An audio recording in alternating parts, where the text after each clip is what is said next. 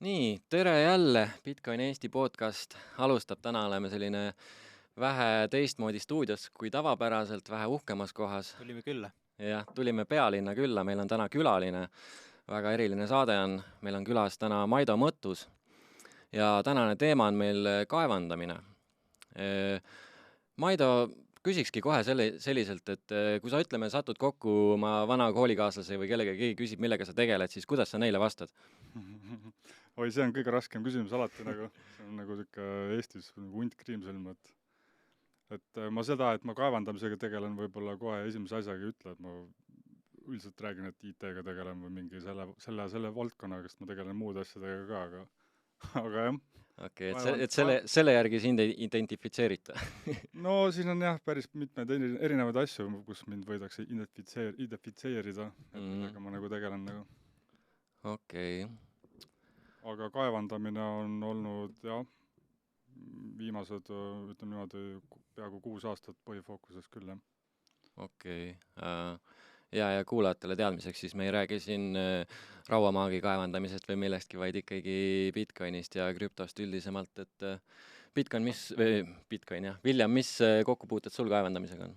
Ei ole, ise ei ole üldse tegelenud mitte kuidagi moodi. Ja kunagi mõtlesin, et prooviks oma läpakaga teha seda, aga siis sinna paika see ei.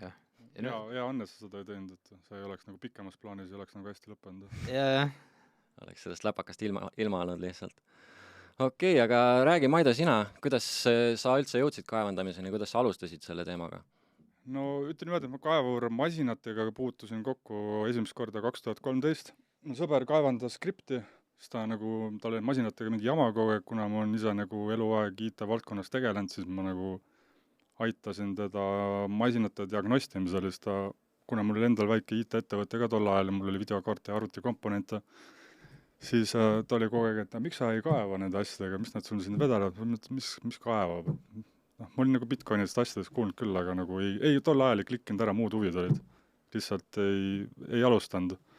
Siis läks 2 aastat mööda, siis see teema tuli uuesti kuidagi mu laua peale ja siis ma mõtlesin, et nagu tegelikult on päris põnev, et nagu arvutite üle kiirendamine, klokkimine, seadistamine, tegelikult see on nagu mingi nii minu teema, et ma kunagi nooremana tegelesin vedellämmastikuga, arvutite üle kiirendamine, hardware moodidega, kuivjää, you name it, see on nagu automaailmas paralleeli tuua nagu drag racing, ma kiirendasin nagu arvutitehnikat üle nagu. Nitro. No, absoluutselt, turbod, nitrod, mida iganes, et siis mõtlesin, et huvitav, et siin on samamoodi, et siin on nagu arvuti, tehnika, pead seal klokkima, seadistama, õiged parameetrid leidma, et ta stabiilne oleks, tahad efektiivseks saada ja niimoodi hakkasin nagu vaikselt tegelema. Ja alguse sai ettevõtte nagu ikka garaažist, laenasin sõbralt 20 000 eurot, et ma tahan mõned krüptomasinad kokku panna ja arvasin, et neile leiab ostja ka ja leidsin. Okei, ja alguses siis videokaartidega kaevandasid, eks? Jah, ma põhiliselt räägingi videokaartidega kaevandamisest, et jah, mul on isikutega ilmselgelt kogemused olemas, aga mina olen keskendunud videokaartidele. Mis põhjusel? Kättesaadavus ka kõigile, kellel huvi on ja järeleväärtus. Et selle järeleväärtuse teemani, ma arvan, me veel jõuame siin. See on nagu väga huvitav, kuidas tegelikult see tehnika kestab ja mis sellega on võimalik teha, aga ma peatuks sellel teemal hiljem. Okei. Aga ma ei tea, äkki nimetad mingi esimese coini, mida sa üldse kaevandama hakkasid? Minu puhul oli Ethereum. Okei. Kas tollel ajal veel Bitcoini kaevandati videokaartide või juba isikutega? No 2016 oli ikka see juba eisiku teema. Siis oli eisik ikka. Et 2013, kui ma kokku puutusin, see oli Bitcoin käis 100 pealt 1000 peale, kukkus 100 peale tagasi, oli see Mt. Goxi häkk, kus need coin'e täna hakatakse alles reliisima, et need coin'id saadi tagasi, eks. Siis oli veel Litecoin ja igas sellised asjad, need olid niimoodi hästi koormavad arvutitehnikal, eriti kui need olid seadistatud selliselt, et seal ikkagi nagu lendasid ka asjad õhku ja kärsasid asjad läbi, kui olid oskamatult tehtud ja sealt ajast on ka tegelikult mingid legendid, et see kaevandamine nagu hullult nagu lõhub seda riistvara, et tegelikult kui on oskuslikult tehtud, õige keskkond, õige hooldus, siis need asjad kestavad, nad vananed enam moraalselt, kui nad katki lähevad. Okei. Et on ka, mul on farmis asju küll, mis on 6 aastat non-stop käinud ja võib-olla on ostuhinnast ainult ma ei tea, 50% kaotanud nagu reaalsus, võib-olla natuke rohkem, aga Okei, ma mäletan ise ka, ma 2017 vist äkki oli siis, kui see suur buum oli ja siis ma ostsin ka endale vähe lahedama videokaardi, et saan natuke kaevandada midagi ja siis oli ka paari sõbraga juttu sellest ja siis üks sõber hakkaski hirmsa moega oma läpakaga, tal oli seal ka mingi ikkagi Nvidia kaart läpakas sees, hakkas sellega kaevandama ja ma ei mäleta, vist võib-olla 6 aega läks mööda, tal see videokaart oli õhtal kärssas läbi sealt. kiip sulab lihtsalt trükkplaadi pealt lahti põhimõtteliselt aja jooksul. Jaa, et see on nagu jah. Okei, aga ma ei tea, lähme edasi, et see põhimõtteliselt garaažist siis alustasid ja kuidas siis ettevõtte kasv oli alguses, kuhu edasi, mis toimus? No alguses oligi, ostsime mingi hunniku 1080 Ti-si, ütlen niimoodi, et tol hetkel, kui ma nagu alustasin, siis veel nagu oli asju nagu lihtsam saada, aga see buum nagu järjest nagu süvenes, et neid nagu ütlen niimoodi, et tavainimestel tegelikult oli üsna raske seda tehnikat hankida, aga kuna ma olen nagu selles valdkonnas nagu konkreetselt arvutiriistvara nagu eluaeg tegutsenud, siis mul oli tegelikult sisse käidud teed olemas, erinevate hulgiladud, välismaa suuremate hulgiladude juurest, et mul oli nagu tegelikult suhteliselt lihtne nagu neid asju hankida ja kogu selle buumi vältan nagu, eriti kui mul oli mingi nii-öelda nagu sisse käidud tee, Mul oli nagu oluliselt lihtsam seda teha. Aga alguses jah, ehitasime endale mingid masinad, jooksutasime neid, siis vaatasime, et ikka see huvi on nagu endiselt päris suur selle asja vastu, müüsin esimesed masinad maha, sealt jäi ka mingi kattest tegime uued masinad ja nii ta niimoodi vaikselt hakkas nagu lumepallu veerema. Aga see aeg, kui me nagu suuremalt alustasime, see oli nagu tõesti, see oli väga populaarne, ma arvan, et väga paljud nagu üritasid mingeid suuremaid farme või krüptokaevandusi Eestis püsti panna, et see käis tegelikult igalt poolt nagu vähesemal või rohkemal määral ka läbi nagu. Eks see iga buumiga see meedia ju pasundab ka kõigest ja enamasti küll negatiivset poolest, aga siiski nähakse võimalus seal, aga küsin vahepeal Viljami käest, et miks nagu sind see asi kõitnud ei ole või kuidas sa kõrvale oled nagu jäänud sellest kaevandamise poolest põhiliselt on ikkagi see hind, sest ma üldse ei teadnud, et Eestis on võimalik seda kasumlikult teha. Silver rääkis sa rääkisid mingi 6 aega tagasi, et sul on üks tuttav, kes tegeleb, siis mul oli päriselt, keegi teeb seda Eestis kasumlikult. Ma ei olnud süvenenud ka sellega, siis ma automaatselt arvasin, et Eestis ei ole mõtet ja see on nagu võimatu. Aga nüüd ma tean, et on võimalik. No julgeks öelda, et siin on tegelikult päris pika tsükli vältel on nagu väga kasumlik isegi olnud. Nüüd on sellele asjale nagu erinevatel põhjustel nagu kriips peale tõmmatud. Et see on siuke kolmanda silma teema, et me võime nagu teoretiseerida, miks asjad on nii nagu täna on, aga ma arvan, et see võib isegi mingisugune põhjus olla. Euroopas üleüldiselt. Sest et tegelikult Eestis oli elekter ikkagi Euroopa üks odavamaid päris pikka aega. Täna on turud ühtlustunud, isegi Norras, Põhja-Norras, Rootsis, asi on nagu suhteliselt ühtlane juba igal pool ja kui vaatad börsihinda, see selleks, siis erinevatel riikidel on erinevad maksud, mis lisanduvad selle alghinnale, et need lõpphinnad on tegelikult väga ühtlustunud, vähemalt meie regioonis. Okay. Ma kahtlustan, et üks komponent võib ka olla krüptomining, et miks see juhtunud on. Et siis nii-öelda kuskilt riikide tasandilt siis juba on natukene reguleeritud seda hinda, et muidu mingid vennad saavad liiga rikkaks läbi selle tegevuse või midagi taolist võib olla. See on ka minu teooria nagu. Ma mõtlengi, et siit võib-olla küsiks edasi ka, et aga nagu teie ei ole mõelnud oma ettevõttega näiteks välismaal kuskil, kus saab odavamat elektrit või midagi, et sinnapoole vaadata, et sealpool kaevandada näiteks. Ma vahepeal ise vaatasin ka, et kuskil Põhja-Norras oli mingi paar senti kilovatt-tunni eest küsiti. Islandil on see geotermaalenergia, sellega kaevandatakse vist, jah? Ja ikka aga ega Islandil on täna ka mahud on täis, sinna midagi juurde ei võeta nagu sama ja see lõpphind on tegelikult päris sarnane juba, mis siin on nagu. Elektrihind. Okay. Ja Põhja-Norras sama, oleme tegelikult nagu need kohad kõik läbi ka käinud, et asi on nagu ühtlustunud nagu. Okay. Et ei ole enam nagu nii lihtne üldse see krüptokaevamine, eriti nagu Bitcoini kaevamine on maailma üks suurema konkurentsiga äri tänaseks päevaks. Et enamustel on ikkagi mõttekam Bitcoini osta, mitte proovida kaevandada. Lihtsam on osta kindlasti. Kindlasti ja pikas perspektiivis ma alati kõigi mul tuleb Bitcoini kohta küsimas, ma ütlen, et sa võid seda põhimõtteliselt ükskõik mis ajahetkel osta, aga miinimum investeering horisont 5 aastat, alla selle üldse midagi mõtle nagu. Et isegi kui sa nagu ei, noh, see võimatu ajastada seda sisenemishinda, et jah, mis ma ütlen, et 5 aastat. Muidugi jah, kui sa 70 000 pealt ostad sisse, siis see 5 aastat võib nagu pikemaks venida, aga noh, pigem ei veni nagu. No siiamaani on ikkagi see 5 aastat olnud see horisont, et mis iganes ajahetkel sa ostad, siis 5 aasta pärast sa vähemalt kahjumis enamasti ei ole. Just, aga noh, alati on mõistlik see 10 või mis iganes osadeks teha. Dollar cost average. Absoluutselt. Iga kuu natuke nostad. Et kaevandamine on nagu väga keerukas äri, ma võiks öelda, aga kindlasti väga tehtav ja ka tulus äri, kui seda nagu õigesti teha, aga kes ütleb, et sa õigesti teed? Turg ütleb, kui oled kasumis, siis...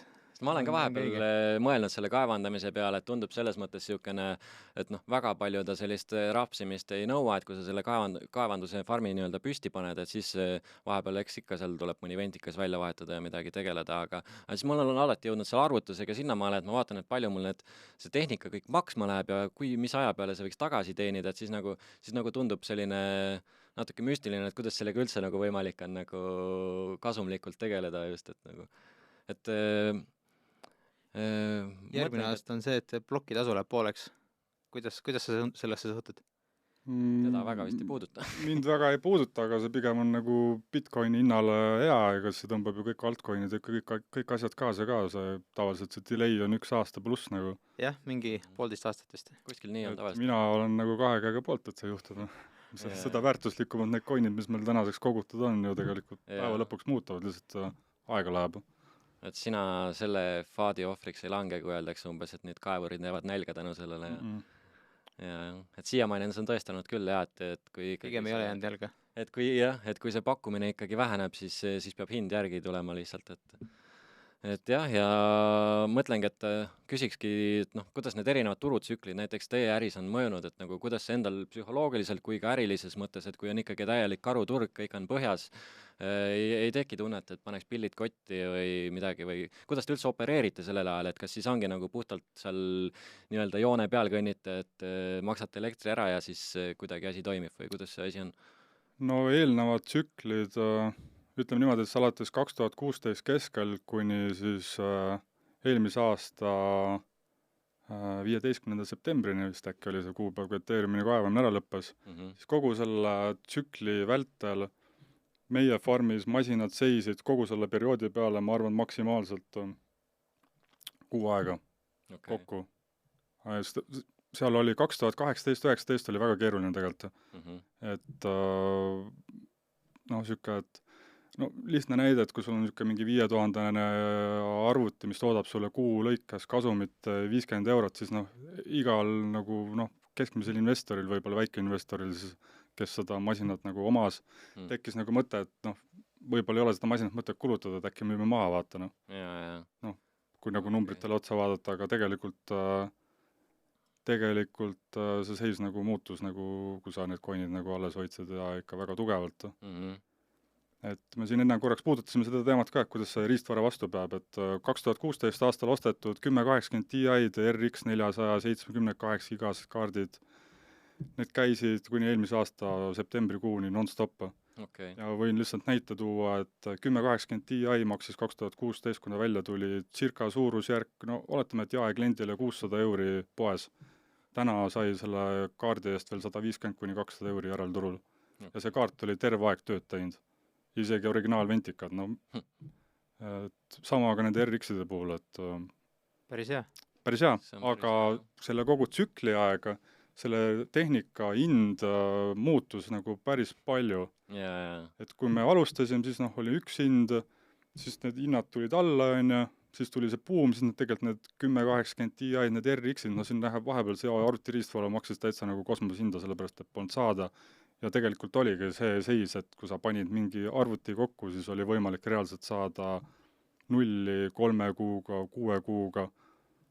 Aga antud aja hetkest ta näitas selliseid numbrid, aga paljud inimesed nagu ei saanud sellest aru, et sa pead nagu see hind peab ja kõik peab püsima ka see 3 kuud, 6 kuud, aasta aega. Vahepeal ei tule kaevandajaid juurde ega midagi. Absoluutselt, difficultid asjad peaks siis nagu muutuma, langema või siis koha peal püsima, et seal on hästi palju faktoreid.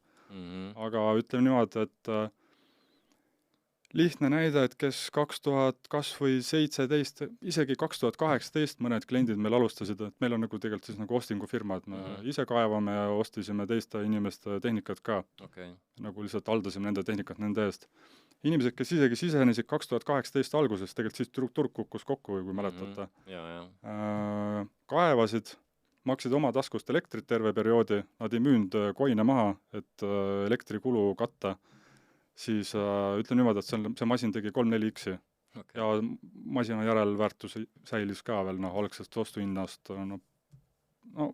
laias laastus pool või natuke vähem sai ikkagi sealt tagasi, et see on ikkagi käega katsutav tehnika ja on nagu alati võimalik suhteliselt lihtsalt, lihtsalt mitte, aga on võimalik nagu rahaks. Eriti kui veel tegemist on videokaartidega, et mingid geimereid ja teisi arvutientusiaste ikka leidub, kes neid tahavad, on ju. Et ma mõtlen, et isegi mul on 10-50 Ti on äkki kodus arvutis, millega ma peal CS-kood mängin, on ju, et siis ma mäletan siin nüüd eelmise buumi ajal oli isegi nende hinnad läksid suht kõrgeks juba, vaatasin, et täiesti crazy nagu, et buumi ajal oli lihtsalt juba ei vaadatud kaarti, vaid vaadati kaardi või jõudlus konkreetselt mingis algoritmis, et ja sealt kujunes ka hind. Et üks äge kaart veel, AMD Vega 56 või 64, ütlen niimoodi, et hästi selline, kui see kaart välja tuli, siis kaevati Monerot selle peal, aja jooksul hakati Ethereumit kaevama ja läks natukene veel aega edasi, siis kaart muutus Ethereumi kaevamis veel eriti heaks, aga see oli ütlen niimoodi, et üks kõige raskemaid kaarte, mida seadistada, aga seda rohkem, kui ta entusiastile meeldis, minu jaoks on siiamaani lemmikkaarte. Aga kui ta sa ütlesid, et muutus väga heaks Ethereumil, millest see põhjustatud oli, kas see Ethereumil muudeti siis algoritmil midagi või lihtsalt keegi leidis hea mooduse, kuidas seda tuunida parem? Jaa, seal lihtsalt aja jooksul erinevad tarkvarad ja moodused, kuidas asja optimeerida, selle algoritmi jaoks lihtsalt kogu aeg paranes, et sul sai mälutaiminguid muuta, igast X parameetrid, millest tavaline inimene, isegi see geimer, kes võib-olla oskab juba tänasel päeval oma arvutit mingite slaideritega klokkida, siis mingist mälutaimingutest asjadest ta pole ilmselt mitte kuulnudki midagi, et aga kaardi hindle, ütlen niimoodi, et kui välja tuli kaart, maksis 400, siin siis 2018-19, kui ma rääkisin, et oli see madal aeg, see kaart kukkus järelturu peal mingi 100-150 peale ja ütlen niimoodi, et buumi ajal see kaart maksis 700, isegi 800 ja täna maksab uuesti 100-150 vahemikus. Ja ka need kaardid on tegelikult terve aeg tööd teinud, kui on tööd teinud. Mõtlengi, et aga vist mingid videokaardi tootjad hakkasid ju ekstra kaevandamise jaoks ka kaarte tootma. Ikka jah, aga üldiselt need ekstra toodetud videokaardid olid kohitsetud tavalised mängukaardid, mis ei läbinud mingid teatuid teste, ehk siis ei saanud consumer'ile müüa, aga selleks tegevuseks nad sobisid. Sealt vist kaotati lihtsalt need videoväljundi pordid ära ja et üleliigselt tolmu ei tuleks ja muud sellist jama ja... jah, nad olid osad kaardid olid täpselt samasugused ka mängukaardid ja osadel oli kohitsetud, lihtsalt mingid funktsioonid olid ära võetud, aga... Te kasutasite peamiselt ikkagi tavalisi kaarte ja mis tavatarbijale on igal pool kätte saadav. Aga kui palju see kiiruse vahe on ASIC versus see graafikakaart? Neid ei saa üks ühele võrrelda. Et see videokaart on ümber programmeeritav, sellega saab mingi must miljon erinevat asja teha peale kaevamise ka. Ma mõtlengi ainult ühte asja ja Bitcoin jookseb SA256 algoritmile, et see ESIC ongi ainult, on erinevaid algoritmi ESICud, aga ta teeb ainult ühte kindlat tööd. Mingi ühte teatud kindla aja ja siis kui ta katki läheb, siis sellega pole tegelikult suurt midagi teha, et ja see Bitcoini kaevamine või mõne muu a la Litecoini, Dogecoini, see on hoopis natuke teine maailm. Aga samas ka väga sarnane. Põhimõtteliselt neid hash rate vist väga ei saa võrrelda, on ju. Igal algoritmil on erinev see ja... Erinev voolutarve on erineval algoritmil, et kui sul on üks ja sama kaart, siis 10 erinevat algoritmid, mis on põhiline, mida näiteks kasutatakse, siis voolutarve võib ka seal mingi 2-3 korda erineda. Sama riistvara, aga erineva algoritmi juures. Ja siis ongi vaja sul leida enda jaoks sobiv algoritm, sobivad seadistus, ehk siis sobiv algoritm ongi sobiv coin, mida sa siis supportid oma hashrate'iga, et tsentraliseeritust toetada. Ja siis hakkad siis seda tegema. Aga praegu riistvara juures olemas, ma natuke küsiks tegelikult seda ka, et ma ei tea, võib-olla sa ei oska väga esikutest rääkida, aga tekkis mõte või huvi nagu selle vastu ka, et nagu, et kui keeruline näiteks on esikuid hankida näiteks siin Eestis olles või üleüldse, et näiteks kui tuleb mingi uus masin välja, et ju kõige paremini elavad need, kes kõige rutem need masinad kätte saavad, eks ole, aga kuidas see distributsioon nii-öelda käib neil, oled sa kursis, et kas näiteks ongi mingisugused suured kaevandajad, siis saavad esimesena käpa peale neile panna, et nii on, jah? Jaa, ikka. Et seal on oma diilid vahel ja Tegelikult ütleme niimoodi, et Bitmain on nagu põhiline suurim esikute tootja ja ka kaevaja. Minu arvates Bitmaini ärieetika erinevate toodete ja reliisidega on nagu väga selline kliendi peale nagu, jah, kuidas ma siis nagu ilusti ütlen, kõrge kaarega pissimine nagu, et on ka, kunagi olid turvaaugud nendes masinates, nad kasutasid tegelikult, võtsid klientide hash rate'i ära, on ka tuvastatud seadmed, mida nad uue päeva müüvad, et mis on tegelikult kuskil natuke käinud. okei. Ma saan aru, et mingi testimine on käinud, mõnes mõttes on see fine, aga need on ilmselt ka rohkem käinud, kui lihtsalt mingi üks päev kuskil laboris, et veenduda, et see kiip nagu töötama. Et on testitud kuu aega ja kaevandatud et enamus head isikud, mis välja tulevad, sa näed, et ROI on 3 kuud, oletame, et sa tahad tellida seda, sa saad selle poole aasta pärast kätte ja poole aasta pärast on ilmselt juba prügi. Ja no siis on juba see raskusaste nii kõrgeks läinud ja et Bitmaini poolt oli T3, see on siis Dashi miner, see oli nagu siuke hästi suur ülelend minu arvates kõigile inimestele, kes seal ostsid. okei. Aga seal on näiteid veel, aga üldiselt kättesaadavus Bitmainis saab igaüks tellida. On, selles mõttes, et seal ilmselt supportide asjadega võib nagu takkajärgi mingit probleeme tekkida, aga on nagu okei koht, kus tellida. Aga on ka mustmiljon eraldi kohta, kes sul tegelikult müüvad neid. Kogustega on võimalik hinda saada, aga see on nagu skämmimise oht on ka nagu väga suur nagu. Ja mõtlengi, et nende ametlikul lehel vaatad, siis ma ei tea, ükskõik mis ajahetkel ma olen vaadanud, siis alati see tarneaeg on mingi pool aastat või midagi sellist. Nagu... No siis on need juba Hiina mingite tistide käes, kus võid nagu õiget asja saada, aga võid ka nagu rahast ilma jääda, et sa pead nagu väga hoolikalt jälgima ja aru saama, kellele kuhu sa raha kannad. Okei. Sest mu kunagi isegi Eestist ostast või kuskilt Facebookist ostsin ühe Antminer S9 omale, lihtsalt mul oli ühte korterit vaja kütta talve, siis ma ostsingi talveks selle, kaevandasin terve talve, kütsin, maksin elektriarved ära, Bitcoini hoidsin alles ja pärast minu arust ma kevadel müüsin täpselt sama hinnaga selle maha ka veel, millega ma tossin, et nagu selles suhtes oli hea radiaator. Jah, meil on selles mõttes, et isiku farm on ka olnud, aga lihtsalt see ei ole nii mastaapne olnud, kui meil nagu videokaartide farm oli, et meil on nagu kõigi mudelitega, ma arvan, kogemused olemas. Täna on ka mingi väiksem setup õlijahutuse peal isikud on nagu täitsa siin Tallinnas olemas meil, aga see ei ole nagu, me ei ole seda mingi mastaapi veel kasvatanud. Selle kõigi nende eelnevate probleemide pärast, et see elektrihind, kõik need muud teemad. Et me nagu otsime ka tegelikult hetkel alternatiivi, kuhu üldse oma kaevandus edasi liigutada, hetkel kõik seisab. Et Eestis ma hetkel ei näe, et siin saab nagu edasi kaevata. Ma ootan suve nagu, et ma arvan, et suvel võib energia päeval hakata väga vähe maksma, et võib-olla siis saab edasi kaevata. Praegu on ka vahepeal, ma olen vaadanud selle elektrikellast, et mingisugune öösiti või mingil ajal on seal 4 senti ja niimoodi, et... Nojah, panen sinna maksud otsa. Tegelikult on need elektrilepingud ka sellised tehtud tänaseks päevaks. No, energiafirmad on need ära muutnud, et sa ei saa suure mastaabiga, sa ei saa sisse-välja lülitada oma seadmed suva järgi. Kui sa konstantselt hoiad järgi, siis on sul nagu, tulebki see hind nagu okei, aga kui hakkame siin börsi kella järgi seda asja juhtimist, tuleb mingid lisatasud, sisselülitamistasud ja sa jälle langed konkurentsist välja. Aga näiteks läheme nagu üle lahe Soome, siis Soomes on pilt palju ilusam kui siin nagu. Et me Rootsi, Norra ja Soome vahel siin hetkel praegu mõtlemegi ja ilmselt kõige ligem ja lihtsam Soome minna ja tundub, et ka kõige mõistlikum hetkel. Okei, aga ütleme, kui sa lähed Eestis mingi elektripakkuja juurde, mis lepinguid seal üldse neil võimalik saada on või nagu börsihind ja läheb ja väga jäigad. Saada oma kilovatid lihtsalt, mis sa küsid ja... Väga jäigad on, hinda ei tehta ammu. Ütleme niimoodi, et meil on tegelikult elektrijaama küljas otseliin ka. Hinna läbi rääkimised on tänaseks käinud juba nii kaua, et meil on nagu tegelikult endal huvi kadunud. Ja ei tulda vastu. Ja tegelikult oleme ka Narva elektrijaamas käinud, seal on nagu ka Eesti kõige suuremad farmid on tänaseks on need kõik seal kinni pandud, ära kolitud. Ja ka ilmselt samadel põhjustel, et seal oli ka väga jäik, seal ei saanud fikseeritud hinnaga pakette teha, ühesõnaga kui sul on suur maht, siis ei olnud nagu väga huvitatud keegi fikseerima neid asju. Ja nagu nii need asjad siin nagu Eestist ära kolinud on nagu vaikselt. Okei.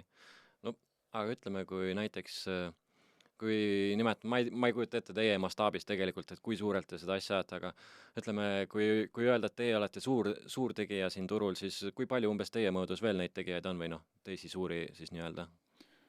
No ma arvan, et me olime top 3, top 5 kindlasti, et need meedias kuulsad vene poisid olid umbes number 1, aga noh, nad ei pidanud nagu kuskilt riistvara hankimiseks väga vist enda raha alla panema, et see oli nagu tegelikult Hashflare ja kõik need projektid olid see oli nagu... mingi skämm, jah.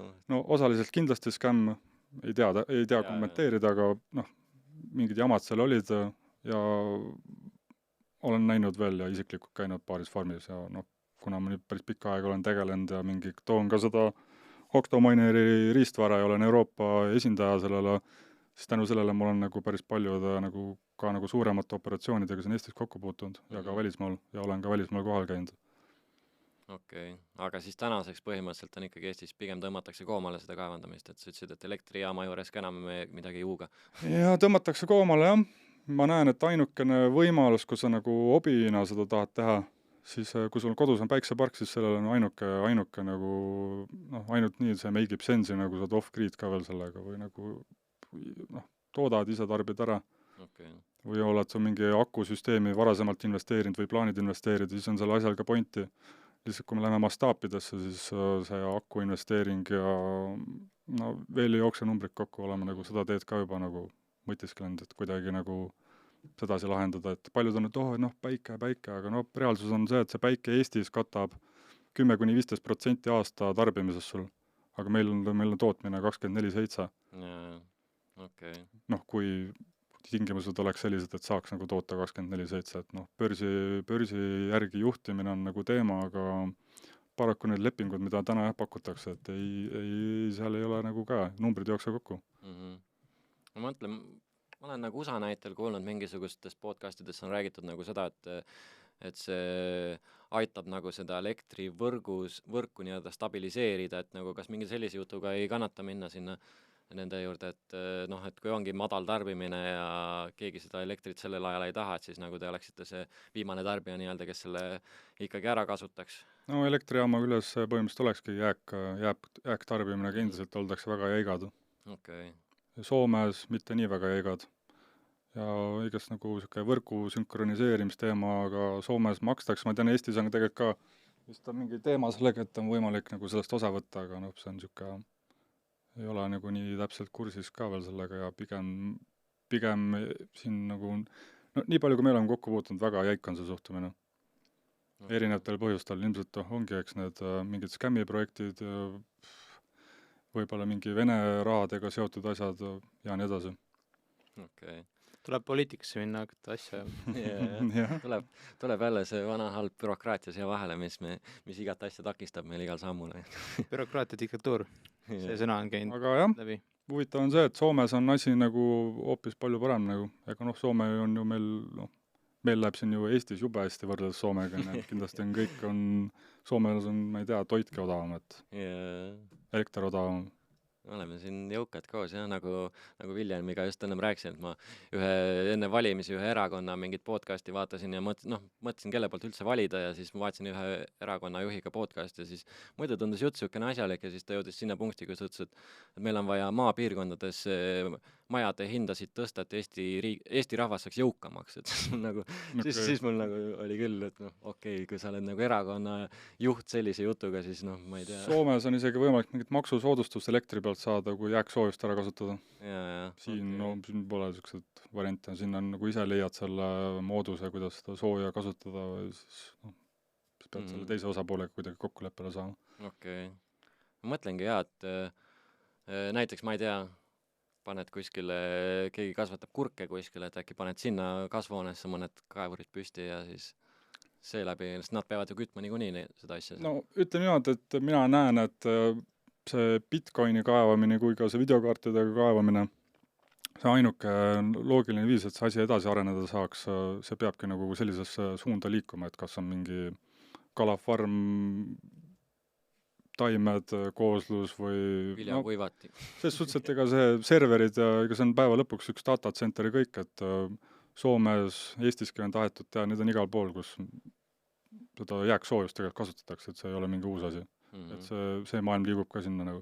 Siin Eestis on päris mitmetel entusiastidel maja põrandakütted Bitcoini masinatega, videokaartidega, ka isegi selles suhtes, kui sa seda sooja ära kasutad, siis ei ole tegelikult vahet, mis sul see turg on, kui sul paneelid on katusel ja väike akupank ka juba muretsetud, siis see on kõige õigem viis üldse seda asja teha, lihtsalt sellega ei saa täna nagu mastaapi teha. Enamuste inimeste põrandakütte ei teeni neile raha. Et see päris inimestel on need põranda ja võib-olla pool majagi kinni maksnud pikemas plaanis, kes seda teinud on nagu.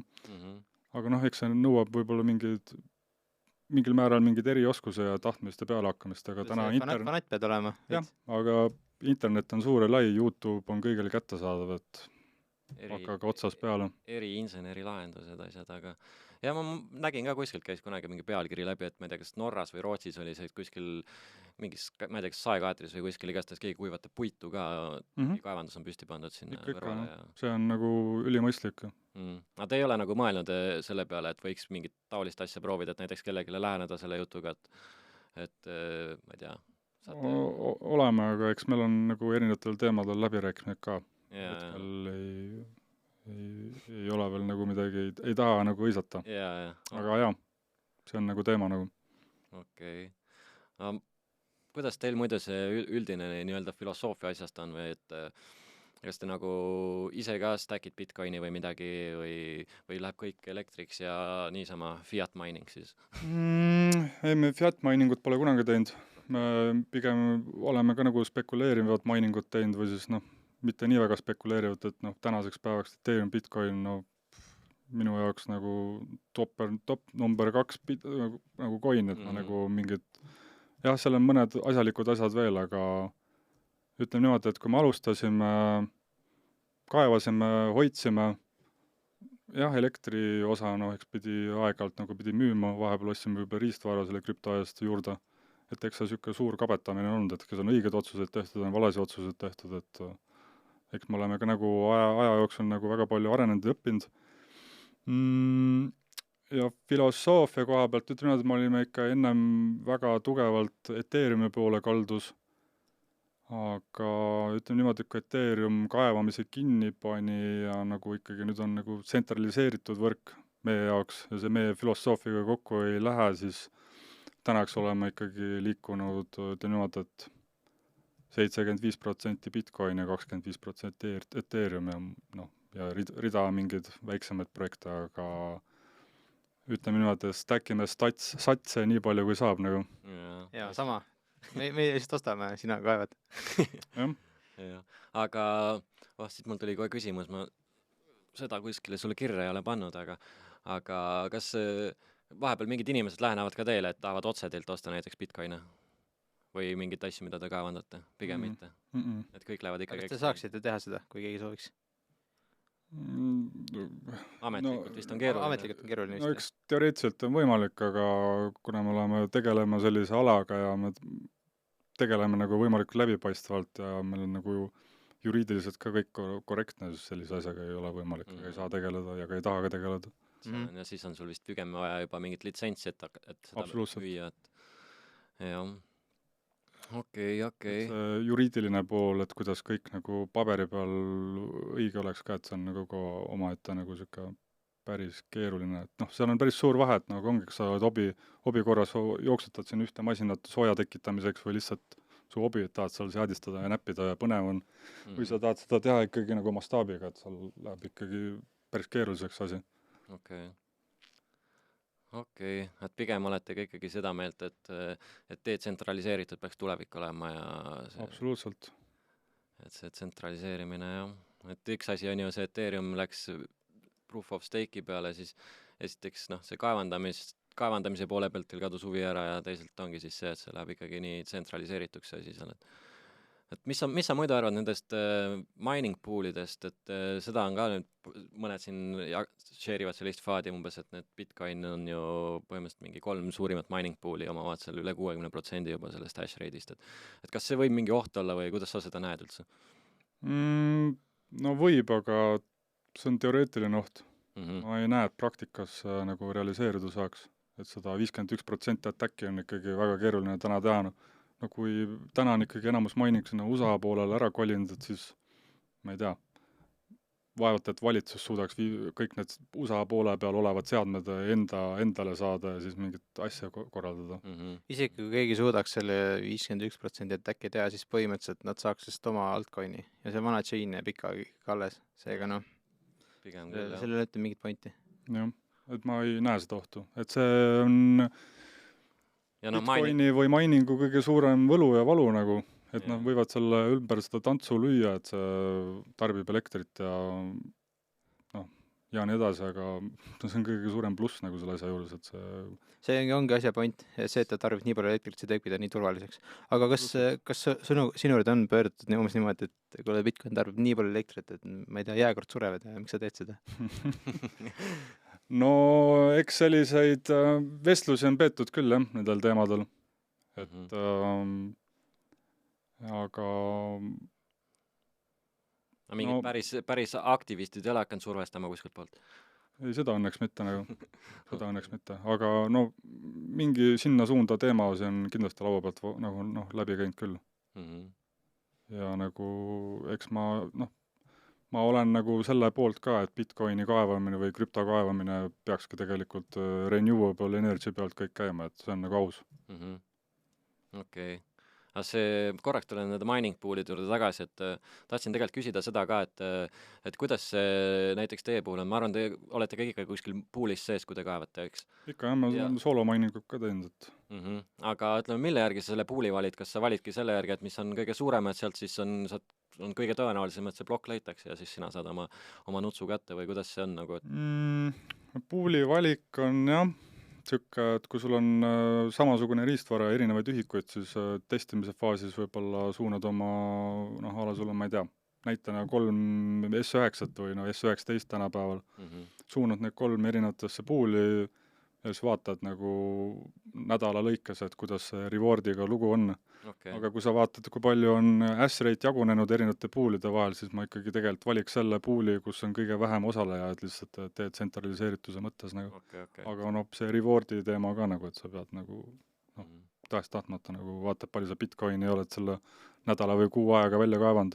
Et see eurod või dollarid või jeinid, see ei ole asja juures nagu väga oluline tegelikult. Selle äri juures üldse nagu. Okei. Et mis ta antud ajahetkel sulle näitab nagu, et kui keegi küsib, et millal alustada, siis täna oleks ilmselt kõige õigem hetk nagu. Okei. Eile oli veel parem ilmselt.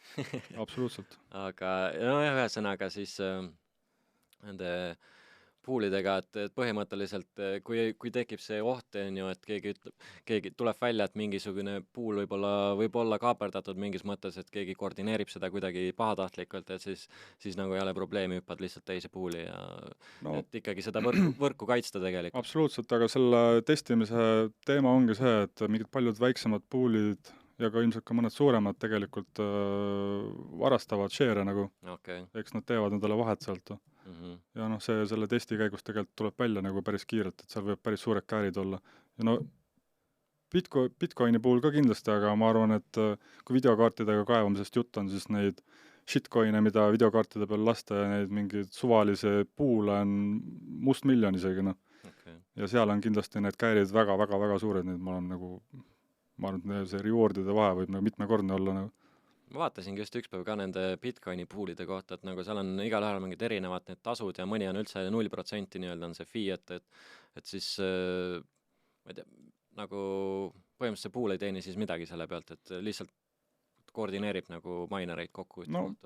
Eks kui ta on null fee'ga, eks seal on mingi donation süsteem, aga päeva lõpuks kuskilt siis võib-olla kaovad share'id ära või midagi seal kindlasti toimub nagu, ma ei usu, et kuskilt ikka keegi midagi kindlasti just, et ega need serverid, et neid suuri puule üleval hoida, seal on ikkagi mingid tehnikud ja nagu päris pädevad inimesed koos, et see keegi tasuta sellist tööd ei tee nagu, see ei ole reaalne.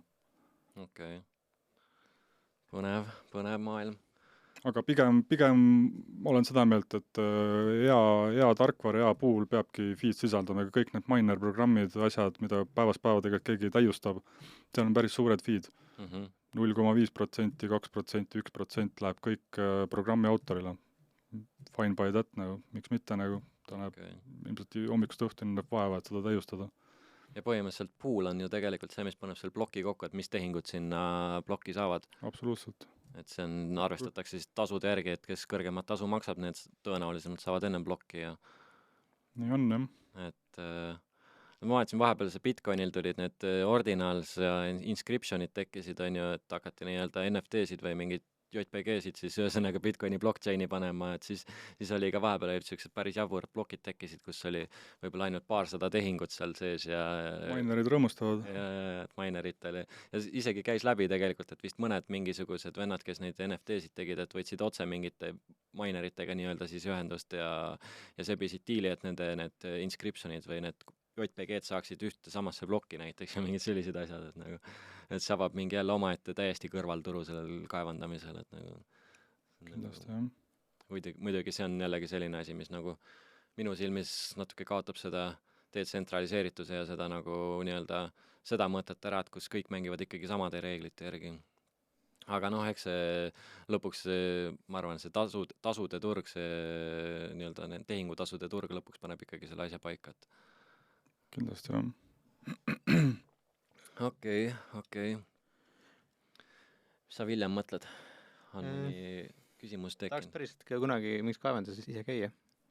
Peame Maidoga võin rääkima. teid küll kutsuda. Nice. Seal on küll täna aktiivne töö ei käi ja kõrvu lukustavat heli ei ole, aga põhimõtteliselt praegu teil ongi siis kõik kaevandused seisavad? Või midagi käib? Nipet-näpet käib, aga see ei ole mastaap, jah. Okei. No sa ütlesid, hostite teiste inimeste masinaid ka nii-öelda siis, et need ka seisavad praegu kõik? Kõik seisab. Et see on nagu, lihtsalt teie otsustasite ja ütlesite edasi, et on mõistlik kinni panna või kuidas? No keskmine investor pigem riik segab vist. Riik segab ja keskmine investor ikkagi vaatab euro tulemit. Kuigi neil on nagu algusest peale selgitatud, et kui teil on huvi nagu sellega tegelema olnud hakata, siis see võib isegi mingi mitme aasta vältel, see võib-olla ei näita sul plussi, aga kui sa oled nagu siis tuleb üks suur pulliturg ja siis on järsku mitmekordselt plussis. Need tsüklid on nagu suht ühtemoodi kogu aeg käitunud, et aga täna on lisandunud sõda, suur inflatsioon ja kõik sellised asjad, et natukene on see olukord teissugune. Aga ma endiselt ise spekuleerin ja arvan, et eelmisel tsüklil ostetud uus riistvara kestab ka selle tsükli alguse ära. Ja täna on see eelmise pullituru riistvara, ütleme niimoodi, laiast laastus maksimaalselt 2 aastat vana, neil on kasuliku eluiga 3 aastat veel. Et 3 aastat on päris pikk aeg alates praegusest hetkest, et siin võib igast asju juhtuda. Et kuskil võib arvata, et see umbes 4 aastat ongi selle masina eluiga ka selline kasumlik eluiga siis? 4-5 aastat, jah. On nagu, kui see keskkond ja hooldus on okei, on, siis nendega ei juhtugi midagi väga. Nagu ma siin ennem tõin näitad, et 2016 aastast saadik asjad käisid, see aasta on osad asjad maha müündud. Endiselt on ostuhinnast, oletame, pool alles. Okei. Palju teil üldse inimesi töötal palgal on, ütleme, palju seda hooldust ja seda poolt nagu vaja on seal? No, ütleme niimoodi, et tipphetkel oli meil ikkagi laias laastus mingi 5 inimest kogu aeg tööl. Ja kõik ei olnud tehnikud, aga kõik tegelesid sellega, et see päeva lõpuks see tehnika jõuaks meie hostingu kohta ja need asjad töötaks seal. Okei. Et selles mõttes maailma mastaabis on tegelikult ikkagi see suhteliselt väike operatsioon. Eesti mõttes, võib-olla midagi on, ise ei arva, et see mingi väga suur asi oli, aga ikkagi piisavalt suur. Et jah, siin olen nagu teistes farmides ka käinud, et mis on suur, et see on nagu jah, suhteline. suhteline jah. Et ja kui vaatad mingi, mida ma ei tea, seal Riot Blockchain või keegi USA-s No see on, ehitavad ei ole üldse võrreldav Need sellega, ehitavad juba elektrijaamasid põhimõtteliselt seal omale ei valmis. ole jah võrreldav sellega, millega me tegelenud oleme jah. Ja. Kuidas ise tuumaenergiasse suhtud? Kahe käega poolt. Sama siin. Enam sama, jah. Et No, kuidas on Eestis, oled kursis, kas on võimalik, et tehakse ka midagi? see Fermi Energia, ma loodan, et nad teevad. Ma kardan, et kõik on jälle vastu sellele. See on vist jah, see on meeletu lobitöö tehtud selle koha pealt, et nagu näidata seda võimalikult halvas valguses ja ohtlikuna, kuigi tegelikult see asi vist üldse nii hull ei olegi. Pigem on üks ohutumaid täna ikkagi. Liiklusõnnetuses sureb rohkem inimesi kui tuumaõnnetuse tagajärjel. Kindlasti, ega nende tuulikute ja paneelide tootmine, see on ilmselt kallutatud jälle kellegi poolest, et tegelikult on see prügi, millega ei osata täna nagu ikkagi endiselt midagi peale hakata. Jah. Et see kraam utiliseerub nagu 20-30 aastaga. Okei, natuke võib-olla rohkem. Et see on nagu uus probleem siis mingi hetk, et noh, tore on, et nad täna saadavad mingi Afrikasse, aga seal need põletatakse ikkagi samamoodi ja lastakse atmosfääri, et Ja. Et kui puhas see rohevärk ikka päriselt on. rohepesu. Jah, et pigem oleks Eestil ikkagi vaja mingisugust tuumajaama, mis arvatavasti see sobiks ja kõige paremini, mulle tundub nii. Et nagu noh, päikest meil on nagu on, et ei olegi peaaegu tuult muidugi promotakse suhteliselt palju, ma ei tea, kas on pointi. No muidugi jah, kindlasti on. No jah, seal on muidugi ka jällegi see, et seesama need tuulikud ja need ikkagi lähevad ka mingi hetk läbi ja tuleb jälle kuskilt Hiinast see uus asi sinna vahele kuskile tuua, et okei. Aga siis praegu põhimõtteliselt teil masinad seisavad, maksate renti vana koini pealt, mis kaevandatud on ja ootate paremaid aegu ja siis otsite väljapoole? Otsime väljapoole ja eks ta, nagu ma ütlesin siin mingi aeg ka, et eks ta paras siuke kabetamine on olnud, et on õiged otsused tehtud ja valesi otsused tehtud, et ütleme niimoodi, et alati tuleb take profit'it teha ja pead vaatama seda äri kui 1 või 2 aastase horisondiga ka nagu selle runnimise mõttes, et sul peab olema mingisugune puhver kogu aeg ees, et sa saaksid kas või siis 2 aastat üüri tühja maksta. Okay. Et see käib selle asja juurde. Aga äri olete ehitanud enda taskust laenuga, on mingid investorite rahad ka sees või? Orgaaniline kasv. Orgaaniline? Jah. Okei, sealt kus tuleb. Sai alguse sõbralt laenutud 20 000 ja garaažist, et orgaaniliselt kasvanud, et jah, investorid on kaasatud küll, aga pigem on kaasatud nagu siis kliendi rollis. Okei. Et ei ole plaaninud, et teeks veel suuremalt asja ja kaasaks mingi paar miljonit investoritelt kuskilt ja... No selles maailmas see paar miljonit on suht taskuraha kahjuks. No jah. Et on ikka plaan, jah. Aga eks peab ootama, et turu natukene selgineks ja üldse, mis sõjast ja kõigist nendest asjadest saab. No jah, kui sul farm Eestis on selliste elektrihindadega, siis on vist raskem neid investoreid ka leida, et... Absoluutselt. Aga eks praegu käibki turupuhastus ja ma usun, et mingi hetk läheb nagu asi paremaks. Ja mis siis veel peaks saama, kui ikkagi inimesed nagu siin uute uudiste valguses saavad aru, et pank ei ole nagu kõige turvalisem koht, kus oma raha hoida nagu. Et kas on mingid assetid või kas või Bitcoin. Et kui siin järjest hakkavad pangad kollapsima, siis... Ja praegu see osas toimub. See praegu järjest toimub et see võib ikkagi päris paljudel inimestel panna pirni peas põlema, et äkki ikkagi tuleks kaaluda nagu alternatiivraha hoiustamisvõimalusi ka, kus ei saa keegi seda raha sul ära kaadata, modifitseerida sul seal midagi või... Loodetavasti see pirn läheb parem enne, kui on see nii-öelda õppida oma vigadest. Ehk siis, enne kui pangad kokku kukuvad. Jah, et assetitega on ka see, et okei, jah, kui sul kinnisvara või midagi sellist on, et siis sellega on natukene turvalisem, aga mõtlen, et näiteks isegi kui sa mingid aktsiaid hoiustad, siis sa hoiustad neid ikkagi mingisuguse panga või maakleri juures, kellega võib midagi juhtuda. No absoluutselt, ei oleks väga tore, et hommikul ärkad üles ja zero. Et tundub et see Bitcoini oma rahakott on ikkagi selles mõttes kõige kindlam, et see on sul alati sinu kontrolli all, muidugi sa pead seda enda lolluse eest kaitsma, on ju, absoluutselt on. et sa võtmeid ära ei kaota või kuskil ei lekita neid ja et noh, mul oli kunagi juhtus Coinbase'is selline asi, et mul oli seal tänaseks see läks mingi 5000 eurot, ma arvan, väärt, tollel hetkel see oli mingi 500 eurot väärt ja siis oli see, et mingisugust teist väiksemat mingit kauplemisplatvormi häkiti ja paroolid saadi sealt kätte ja ma loll kasutasin Coinbase'is samad parooli ja siis läks Coinbase'ist ka kohe naksti. Väga kiirelt käis see ja ega seda kuskilt välja ka enam ei aja, et võid politseisse minna, aga Pole kasu. Ei ole neid ressursse, jah. Ja ma arvan, Bitcoini puhul jah, dollar cost averaging on, ma arvan, üks parimaid strateegiaid üldse nagu. See on kindlalt kõige parem. Et noh, ma ise ei ole suurem asi treider, aga ma arvan, et 90% inimestest ikkagi kaotavad treidimisega raha. 99 on see pigem. Ikka väga kõrge. Jah. Olen proovinud ja õppinud seda, aga see on ikka nii raske. Ja jah. See nõuab niisugust kindlat inimtüüpi ka võib-olla, kellel nagu, kes suudab emotsioonid täielikult eemal hoida ja sa pead ikka päevast tunde ikkagi tegelema sellega ja õppima seda ikkagi kogu aeg. No, eks see on ka, et kas sa teed seda siis päeva treidimise mõttes või teed ikkagi pika horisondiga, et seal on see treidimises on ka nagu väga suur vahe, et mina teen pika aja horisondiga treidimist, et ilmselgelt ma vahepeal pean fiati vahetama ja loodetavasti selle sama fiati eest suudan rohkem Bitcoini tagasi osta nagu. Nii on. Okei, aga sa mainisid korra, sul vist tegeled mingite muude ettevõtmistega ka peale selle kaevandamiseks. Jah. Kuidas nendes ettevõtetes on, kas hoiad seal ka bilansis natukene Bitcoini või midagi krüptovarasid või puhas fiat?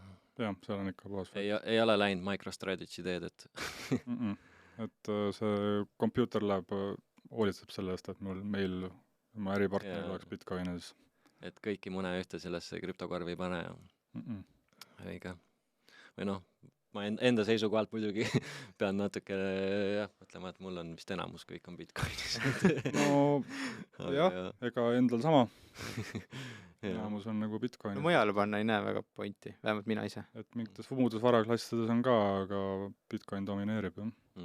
Siis ma olen ka nii palju mingite aktsiate asjadega möllanud, aga lõppkokkuvõttes ma näen ikka, et see on nagu, see nõuab ikkagi minult mingit sellist aktiivset, ma ei tea, ma ei ole nüüd majandusharidusega, ma ei oska neid finantsaruandeid nii täpselt lugeda ja kõike, et nagu kõige muu investeerimisega ongi niimoodi, sa pead ikkagi teadma, mis turgudel toimub ja sa pead oskama seda analüüsida ja no, aga eks siin maailmas samamoodi, ega see ei erine selle koha pealt, et pead ikkagi Bitcoiniga on see ikkagi kõige lihtsam. Kui sa ikka ostad ja hoiad, siis see oli 3,5 aastat miinimum. Üksik aktsiatest ei peagi väga palju teadma, et selle jaoks ongi inimestel indeksid, et see on nagu lihtsalt võib-olla stackid samamoodi neid indekseid, et lihtsalt võib-olla Bitcoini puhul on nagu see, et seal on neid kõige vähem mingeid väliseid mõjutajaid, mis seda saavad nagu mõjutada, et lõppkokkuvõttes on ikkagi number go up, et see hash rate läheb alati üles ja sa näed, et võrk muutub turvalisemaks, tehingute arv kasvab järjest rohkem, ehitatakse ärisid sinna ümber ja noh, et see hind peab nagu lõpuks järgi tulema. Siin on minu arust see ka, et kõike muud saad ikkagi maailmas juurde teha, aga Bitcoini ei saa. Ehk siis, kui sa arvestad kõik muud hinnad, kõik tooted, teenused, investeeringud, kõik hinnad arvestad Bitcoini, siis kõik läheb odavamaks ikkagi tegelikult. Nii on. Siiamaani nii on. Geniaalne süsteem, mis on loodud. Robustne, lihtne, aga see ongi selle väga suur pluss. Jah, lihtsuses peitub võlu, nagu öeldakse. Nii on. Palju me oleme siin juba jõudnud jutustada? Mingisugune tunnike või natuke alla tunnikese. Okei. Aga kas sul on ikka meile midagi küsida? Kui intervjueerijad. Kaua te olete Bitcoiniga niimoodi aktiivsemalt tegelenud? Mina ostsin esimese 2018 algus. Ehk siis pärast selle 2017 turutippu, täpselt. Peale tippu? Peale tippu, jah. Siis hakkasin ostma, aga mul oli kohe see klikk käis kohe alguses ära, et see on see asi, mida teha. Mul ei olnud absoluutselt sellega probleemi, et terve 2018 aasta muudkui langes, muudkui ostsin ja muudkui langes, aga mul oli nagu väga lihtne, ma lihtsalt ostsin. Ja võib-olla oleks halvem olnud, kui oleks 2017 detsembris tulnud. Oleks alguseks hea šokk olnud kohe. Oleks hea šokk olnud. Ma mõtlesin, et selle aja alguses, 2018 alguses, need, kes kaevandamisse sisenesid nagu siis, kui turg kokku kukkus, siis et niimoodi, et eelmise aasta seisuga oli ikkagi 3-4x rahulikult. Vahet ei olnud, mis see siis alginvesteering oli, kas oli 1000 € või mill. Näitena lihtsalt. no mina nii-öelda investeeringuna hakkasin tegelema 2017 keskpaigas, kevadel ütleme tegelikult isegi aprillis-mais kuskil. Alguses tuli Ethereum ja siis juba terve suvi valimatult kõiksugu shitcoin'e, mida ma suutsin leida ja mingitest ICO-dest võtsin osa ja mingid olid puhas skäm niimoodi, et saatsin sinna oma Ethereum ära ja rohkem mitte kunagi ei näinudki seda. Aga mul tegelikult on üks hea küsimus. Mida te arvate selle kohta, et tänapäeva internetimaailmas ei teata Bitcoini autori kohta mitte midagi? See on hea. Ma arvan, see on hea. See annab seda detsentraliseeritust juurde. Ma leian ka, et see on nagu väga positiivne sellele. Aga no kui reaalne see on? Ma mõtlen just selle koha pealt. Kui reaalne see on, ma ei tea, jah, ma olen ka mõelnud selle peale, et nagu, et kas võib olla, et seal ikkagi keegi teab seda, on ju, see on nagu päris hästi hoitud saladus, ütleme nii, et... No mina ütleks, et see IT tausta koha pealt ütleks, et see on minu arust tänapäeva maailmas suht võimatu nagu. No mulle tundub see on nagu võimalik, aga pigem võimatu. Aga mõtlen ka, et nagu tänapäeval nuhitakse tegelikult kõik välja internetis. Et nagu igast mingi torvõrgud ja asjad on ju tegelikult USA mingite instantside, mingid salaprojektid, et äkki nagu, no... Et äkki on ka seal mingisugune USA valitsuse käppmängus. No see on minu mingi teooria. Samas NSA ju leiutas selle SHA-2 algoritmi, millest on SHA-256 tulnud, on ju, ja vabalt võib olla kõike. Torvõrk oli vist... peast ei hakka luuletama, aga oli ju sõjaväe sisevõrk. Võis olla küll. No tegelikult internet sai ka ju alguse sellest, et USA sõjavägi äkki tegi selle ARPANET-i või mingi asja ja siis sealt kasvas edasi see. Et jah, minu spekulatsioon, et mina ei usu, et siiamaani ei teata, kes selle asja autor on või noh, keegi kindlasti kuskil teab. Ja võib-olla, ma ei tahaks nii arvata, aga võib-olla see on mingi testbed või testbench nagu suuremale mingile uuele süsteemile. Okei. See on väga huvitav lähenemine. Ma ei ole väga kohanud Eestis inimesi, kes selliselt mõtleks kusjuures nagu noh, muidugi spekuleeritakse küll natukene, aga ma ei tea, jah. Sest et tegelikult ei ole väga palju kaugema vaja vaadata, et noh, kui me hakkame siis see on siis Central Bank Digital Currencies, et No eks nad üritavad selle Bitcoinil on ka ju, noh, blockchain, üligeniaalne leiutis, iga transaction, iga sul liigutused blockchaini, noh, kõike saab blockchaini panna, et noh, super, aga kontrolli omamiseks ongi ju seda vaja. Jah. Aga teistpidi mõeldes, kuidas see asi nagu üles ehitatud on. Kas need CBDC-dega, need ei ole üldse blockchainiga kuidagi seotud? Ei, absoluutselt mitte, aga seal on lihtsalt keskne organ, kes käseb poo peal aseb, aga kui sulle nagu oletame, et lastakse kõik pangad kotti, no see on lihtsalt minu isiklik mingi süka vestlemisel praegu korraks vabas vormis, lastame kõik pangad kotti, päästerõngas on siis keskpanga digitaalne valuuta, noh, kes hakkab siis tegelikult määrama, et mis siis nagu edasi saab, et määrab, et Silver ei tohi Maidole kanda 500 eurot, tal ma ei tea, CO2 on maksmata või no mingi täiesti mingid siuksed asjad. Praegu võib-olla naerama, aga varsti on nagu nii on. Jah, see võib olla küll, aga mis rolli see Bitcoin siis nagu täidaks seal juures, et lihtsalt testidagi seda või nagu natuke rahvale vaikselt otsast hakata tutvustama nagu... seda digitaalset valuutat nii-öelda siis. Sest et täna ju unbanked maades, kus nagu pangateenustel ei ole võimalik inimestele ligi pääseda, kõik ju tegelikult kuskil seal Aafrika mandril või kuskil istuvad telefon on näpu vahel ja tegelikult päris paljudel, kellel nagu rohkem ligipääsu ja vajadust on seal ka Bitcoini wallet, sest et tavalist bankingut neil ei ole.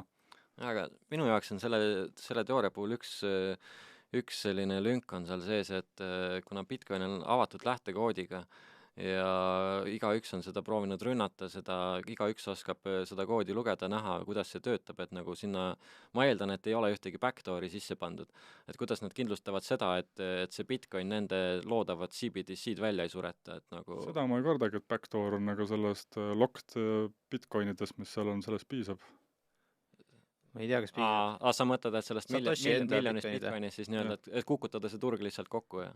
Ma ei tea, kas piisab. Ma olen ka kuulnud ja lugenud selle kohta erinevad arvamusi, aga üldiselt on ikka see arvamus, et see pigem ei ohusta ikkagi.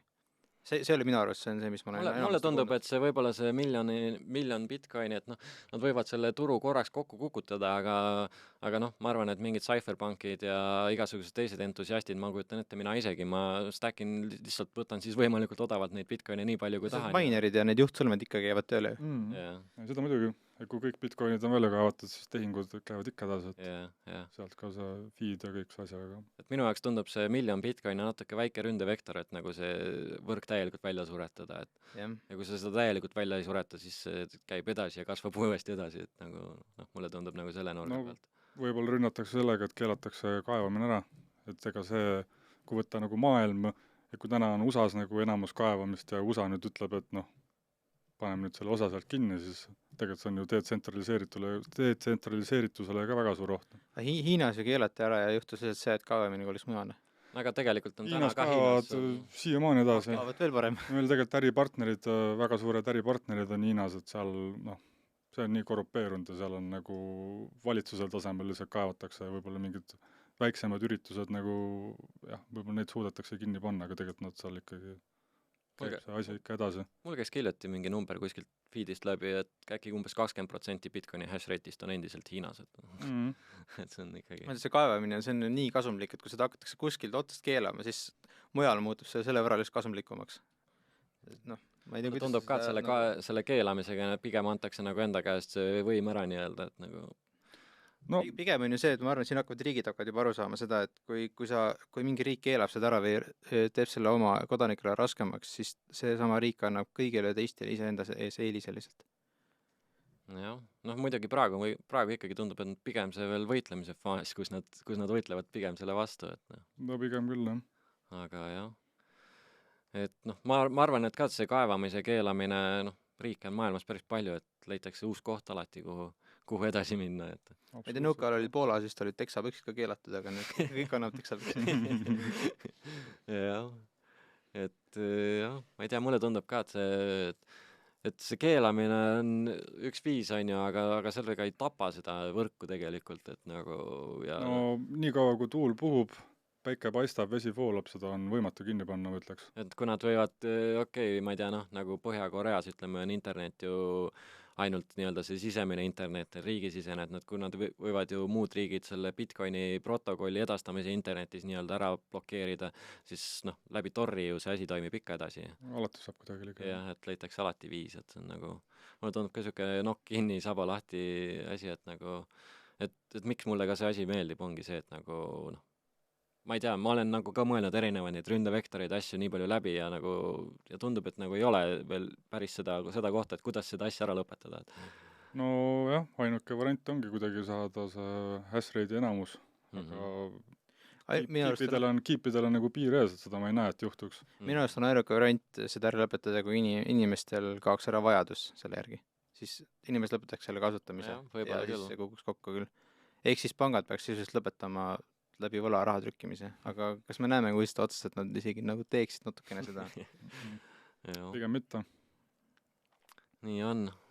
Aga ma ei tea, võib-olla tõmbame siinpool otsad kokku, et meil on veel kutsutud järgmine külaline, et me küll jagame selle erinevateks osadeks ja paneme YouTube'i, et jaa, aga Maido, äge, et tulid natuke avasid seda kaevandamise poolt Eestis, sest ma ei olnud absoluutselt kursis, mis Eestis mina ka ei et see on nagu väga lahe ja kindlasti tahaks sulle kuskile sinna kaevandusse külla tulla kunagi. Tegelikult korra siin skriptis poole silmaga nägin, et oli küsimus ka, et kui populaarne see Eestis on. Ja. Ma tegelikult julgeks öelda, et tegelikult ma olen mingit statistikat ka näinud, et elaniku arvu kohta oli Eestis kaevandamine ülipopulaarne. Okay. Võrreldes muu maailmaga? Eks see on ilmselt seotud sellega, et Eestis on internetile ja arvutitele ligipääs nagu suhteliselt hea olnud ja noh, IT-haridus on suhteliselt hea. IT-haridus on suhteliselt hea ja ütlen niimoodi, et keskmine nagu suurem huviline oskab arvuti kokku panna või siis tegelikult oskab mõnest nagu nii palju ise harida, et oskabki tegelikult kas või selle laptopi näitel oskab nagu selle asja tegelikult tööle panna. Noh, see on algus, nagu kõik asjad, suured asjad saavad väiksest asjast alguse, et see on, ma arvan, päris populaarne olnud ja igas suured distribuutorid ja maaletoojad, et me tegelikult nagu tõime ja toome otse nagu tehastes ka nagu kaupa. Okay. Siis ütleme niimoodi, et mingi Euroopa suuremad distribuutorid, siis kui see buum oli, keeldusid Eestisse müümast. Põhjendus, te ostate kõik eest ära nagu, et me tahame nagu umbes koduturul ka müüa. Hoop see. Et see oli siin nagu tipuajal ikka väga populaarne nagu. Noh, lihtsalt ilmselt rahvaarvu kohta nagu. Ja, okei. See on päris huvitav statistika tegelikult. See on kuskil guugeldades tuleb välja ka. Ah, Et noh, siuke, ütlen niimoodi, et kui sul on nagu keskmiselt vägevam mänguarvuti oli kodus ja kui sa sellega parasjagu ei mänginud, siis imelik oleks olnud, kui tegelikult sa selle Ethereumit selle buumi ajal ei kaevanud või isegi mitte buumi ajal. Ja ka täna võiks isegi öelda, et võid seal nagu mingeid asju toetada nagu. Viljamile siia sõites rääkisin ka, et mul üks tuttav oli ka kuskil Mustamäe korteris kaevandas niimoodi, et tal oli ka mingi räkk oli sinna püsti pandud ja siis seal aknad lahti talvel ja videokaardid huugasid ja niimoodi kaevandaski. Et eks kodu kaevandajad ikka on. Ei, kodu kaevandamine siin Eesti mastaabis, ma arvan, et see on nagu way to go anyway, nagu sul on nagu ma siin mainisin, paneelid, kütte, intrigeerid selle põranda küttesse, no you name it, nagu siis on see väga teema nagu endiselt. Mastaabi jaoks ma täna ei näe kahjuks seda varianti. Võib-olla see muutub, loodetavasti muutub. Töö käib selle nimel, aga keeruline on. Mis küte sul kodus, Viljem, on? Praegu on ahi pluss soojuspump. Aga nüüd ma kolin võib-olla, siis on keskküte. Muidu võiks ju selle soojuspumba asemele Maidalt mõned kaevurid sebida. See on väga populaarne nagu variant on nagu nende kütteks kasutada seda. Okei. Ühesõnaga, kui inimesed tahavad hakata kaevandama, masinaid on vaja, siis võib sinu poole pöörduda? Jaa, ikka jah. Võime rääkida üldiselt ja võime päris spetsiifiliseks ka minna, et kellelgi on, keegi arvab, et tal on mulle energiat pakkuda hea hinnaga või mingid variante, siis ma olen alati avatud pakkumistele. Kontaktid on, ma olen internetis väga lihtsasti leitavad. Okei. Mis su see põhi sotsiaalmeedia kohta on, kus sa hängid või kus kõige lihtsam sind leida on? Ma arvan, et Facebook. Krüta Twitter. Okei. Selge, aga jaa, otsige Maido Facebookist ülesse, kui on huvi kaevamise vastu ja meie poolt suured tänud, et said tulla. Aitäh! Aitäh! Olgu, tänud!